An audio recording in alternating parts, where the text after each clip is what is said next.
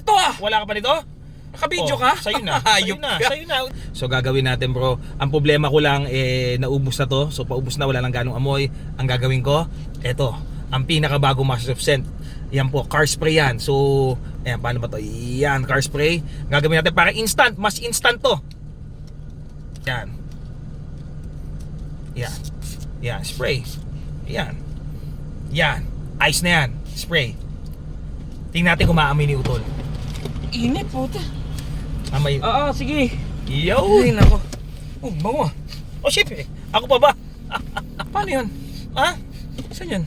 Car spray. Masters of Scents. Puta, wala pa ako nito ah. Wala ka pa nito?